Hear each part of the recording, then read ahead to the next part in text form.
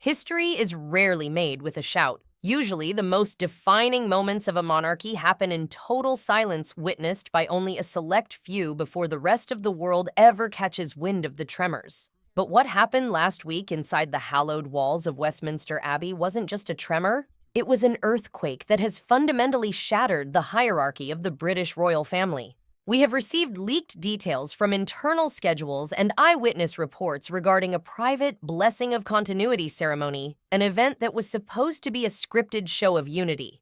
Instead, it dissolved into chaos within minutes. There were unauthorized entrances, breaches of sacred protocol, and a moment of suffocating tension where King Charles III had to make a split-second choice between his wife and his heir. By the time the heavy oak doors closed, the monarchy we knew had been altered. Names are currently being erased from official schedules. High-ranking roles are vanishing into the background. And the question on everyone's lips is simple. Was this a spontaneous reaction to a disaster? Or was it a cold, calculated strike King Charles had been planning all along? Let's step inside the Abbey and uncover the story they didn't want you to see.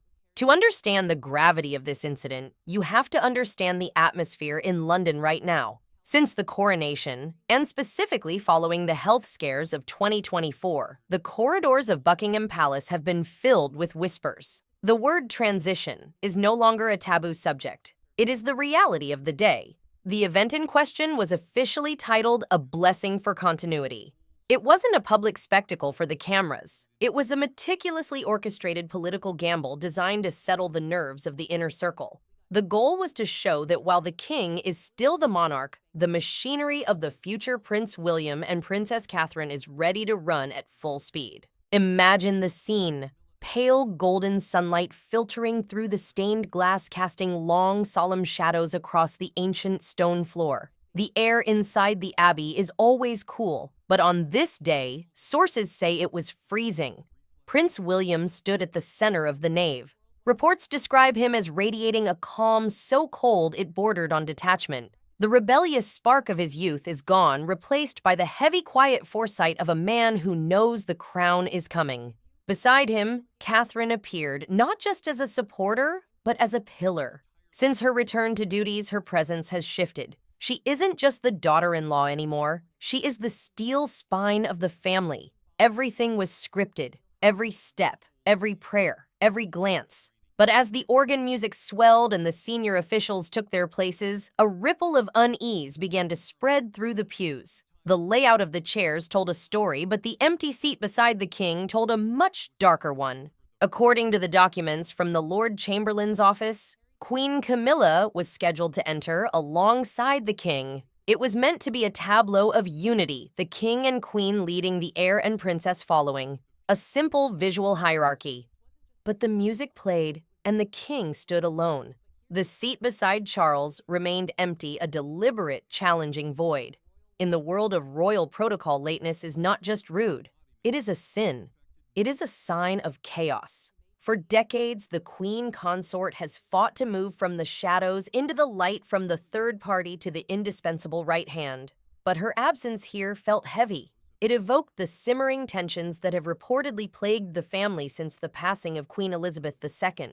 William's reaction was microscopic but telling.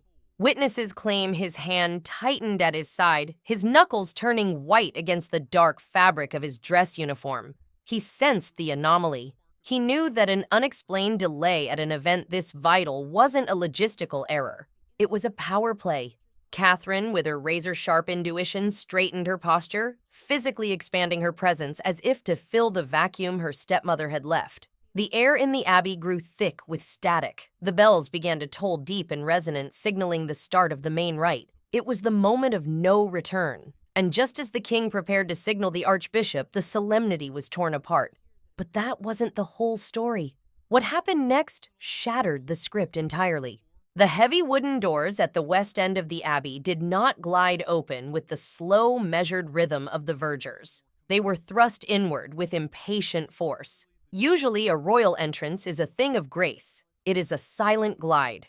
This was an invasion.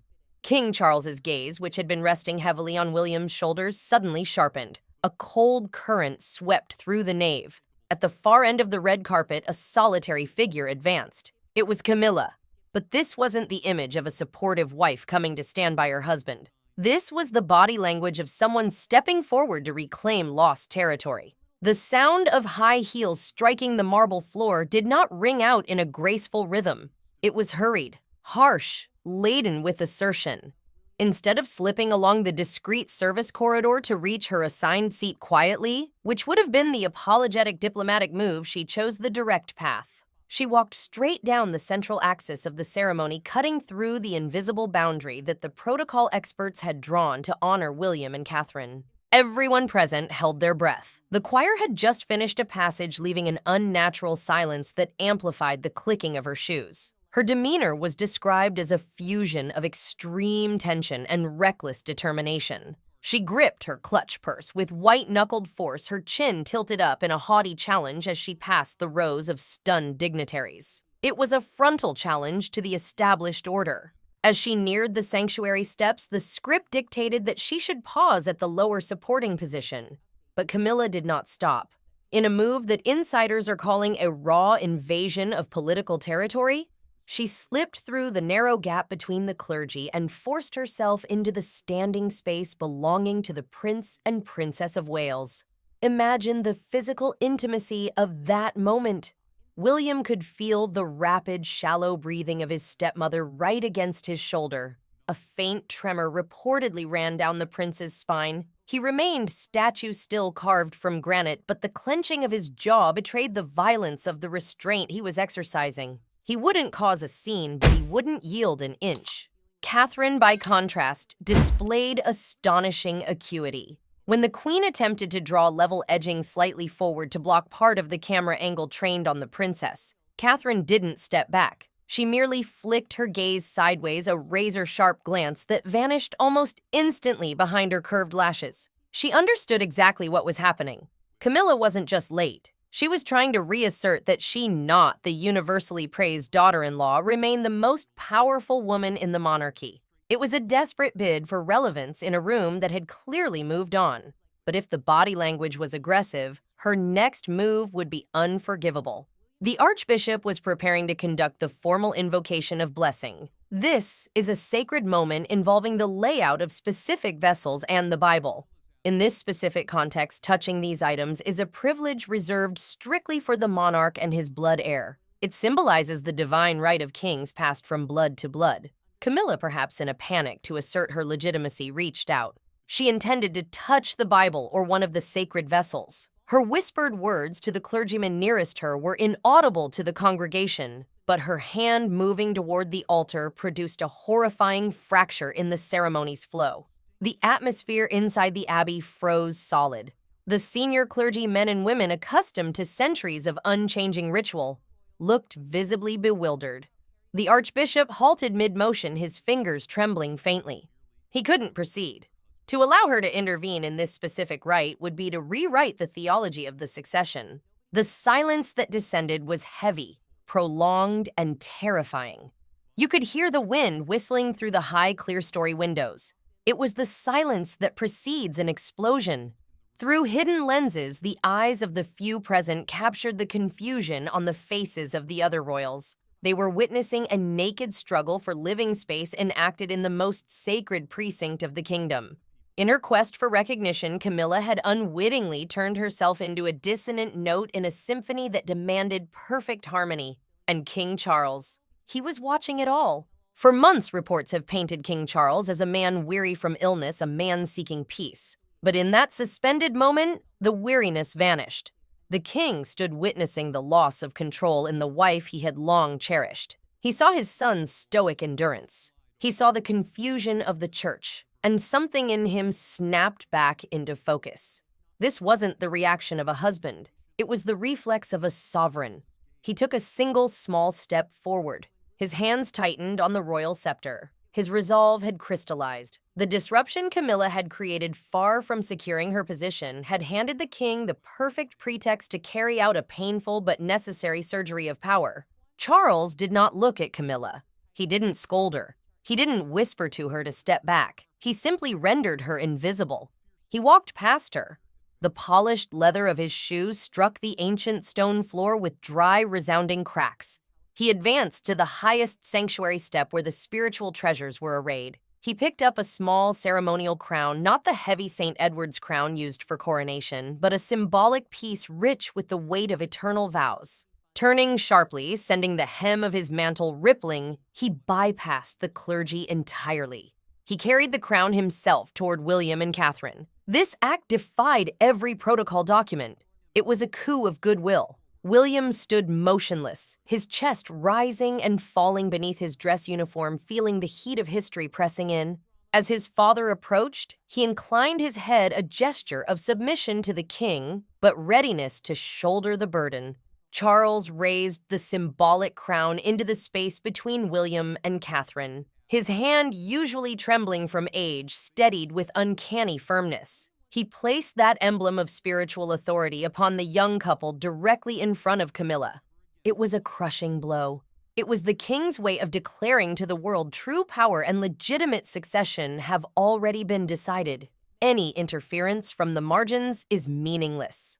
Camilla stood petrified, her face draining to the pallor of defeat. She had played the wrong move, and the price was the most public sidelining in modern royal history. The ceremony concluded, but the meaning had been utterly transformed. It was no longer about Charles's health. It was the consecration of the new era. But if the Abbey was tense, the motorcade leaving it was a war zone. As the royal Bentley rolled through the gates of Buckingham Palace, the atmosphere inside the car felt like a pressure chamber on the verge of rupture. King Charles leaned back against the leather upholstery. He didn't speak. He didn't shout. He simply stared out the window at the crowds waving flags. But his mind was ablaze. The moment he stepped into his private office, the king did not shed his ceremonial mantle with his usual calm. He spun around, his movement sharp and urgent. Camilla stood there, breath still ragged, poised to offer some defense, perhaps to blame the traffic, the schedule, or the aides. She was instantly silenced by a look from her husband that sources describe as razored. In Charles's eyes, there was no longer the indulgence of a longtime partner. There was only the cold, unyielding majesty of a sovereign betrayed. To Charles, Camilla's behavior at the Abbey was not a mere lapse or an impulsive misstep. It was a systematic assault on the credibility of the institution he had spent 70 years waiting to protect. At the precise moment the world needed to witness a smooth transition, she had laid bare a petty power struggle. He saw it as a stain on his late mother's legacy, and the punishment was swift. The king walked to his desk, took out a pen, and pulled the list of forthcoming national events from the annual Trooping the Color to meticulously planned overseas tours. He began striking names. The decisiveness of the strokes revealed a ruthlessness never before seen in his reign. He issued immediate orders to his private secretaries restructure the Queen's schedule at once. Every significant ceremonial role she held in state occasions was to be stripped away or reduced. Camilla stood frozen, watching the position she had painstakingly built over decades crumble in minutes. The privileges of appearing beside the king on the palace balcony, the prime spots at state receptions, all severely curtailed. Charles was not merely disciplining her, he was enacting a quiet isolation. She would retain the title of queen, but her presence would be reduced to a faint shadow, a purely nominal existence. Meanwhile, in the adjoining room, William and Catherine were summoned. The king turned to his son, his gaze softening, yet still carrying the gravity of a man handing over responsibility in a crisis. He formally instructed them to assume expanded authority. From this moment forward, they were no longer participants. They were the decision-makers. In the days following the incident, a new atmosphere settled over Kensington Palace. It wasn't the chaos of crisis, it was the disciplined bustle of a takeover. William began to assume the role of a new command center. Intelligence briefings and diplomatic schedules now landed on his desk before reaching the king. He displayed a military-grade decisiveness, cutting through red tape that had bogged down the palace for years. Catherine, meanwhile, became the driving force behind the image overhaul. She plunged into strategic meetings, ensuring that every public appearance she made served as a message of solid succession. She filled the voids Camilla had left with a warmth tempered by unshakable resolve. The public reaction was immediate. Opinion polls showed overwhelming support for the king's firm hand and the visibility of the young couple. The media shifted focus from the king's health to the power trio and Camilla. Her disappearance from public events became an undeniable reality. Invitations to state banquets no longer listed her in prominent positions. She withdrew into the seclusion of Clarence House, confronting the solitude of someone who had lost the king's ultimate trust. Her failure was not merely political, it was a spiritual exile. But the shifting of furniture and schedules was only the surface level of this earthquake. Deep within the administrative machinery of the palace, a much quieter, more brutal civil war began to unfold. For years, the royal household had been split into factions: the old guard, who had fiercely protected Camilla's rise to the throne as a matter of loyalty to Charles, and the new guard aligned with the modern, efficient vision of William and Catherine. After the Abbey incident, the ceasefire between these factions evaporated instantly. Sources inside the palace report a phenomenon known as the Great Freeze. Senior aides who had previously prioritized Queen Camilla's requests suddenly found their emails going unanswered by Kensington Palace. Proposals for joint charitable initiatives were quietly shelved or returned with red ink, citing scheduling conflicts. It wasn't an open firing squad, it was death by bureaucracy. The message was clear: alignment with the Queen Consort was no longer a path to promotion. It was a career dead end. The ambitious young staffers, sensing the change in the wind, began flocking to the Wales team, leaving Clarence House eerily understaffed and out of the loop. This realignment has led constitutional experts to whisper a word that hasn't been used seriously in decades: regency. While no official document has been signed, what we are witnessing is the birth of a soft regency. King Charles remains the head of state, the spiritual leader, and the face on the currency. But the operational engine, the hands on the steering wheel, has unmistakably transferred to Prince William. We are seeing this in the diplomatic cables. Foreign ambassadors who are paid to notice the subtleties of power have reportedly adjusted their protocols. When seeking to influence British soft power or secure high-level patronage, they are no longer lobbying the king's private office with the same intensity. Instead, they are directing their focus toward the Prince and Princess of Wales. They understand that while Charles holds the title, William holds the calendar. This diplomatic pivot is perhaps the most damning evidence of Camilla's fall. On the international stage, influence is currency, and hers has been devalued overnight. Perhaps the most haunting aspect of this entire saga is the king's demeanor in the aftermath. One might expect a man who just publicly sidelined his life partner to be distraught. Yet those close to Charles describe him as possessing a monastic calm. It appears that by making the hard choice at the Abbey, by choosing the crown over the heart, he has finally reconciled the internal conflict that plagued him for 50 years. He is no longer the torn prince trying to please everyone. He is the monarch who secured the succession. He enters the twilight of his reign not with the warmth of a romance, but with the cold, hard satisfaction of duty fulfilled. Westminster Abbey has returned to its silence.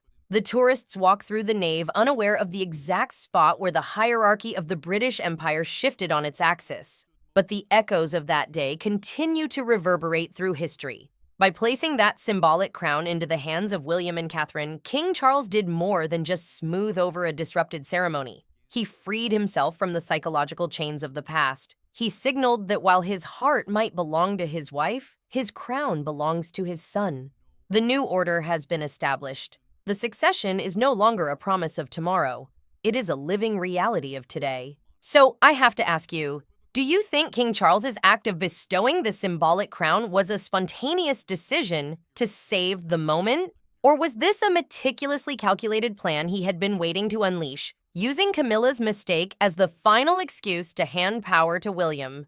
Let me know your thoughts in the comments below. This story is far from over, and we'll be watching every move they make. Don't forget to like and subscribe for more deep dives into the reality behind the palace walls.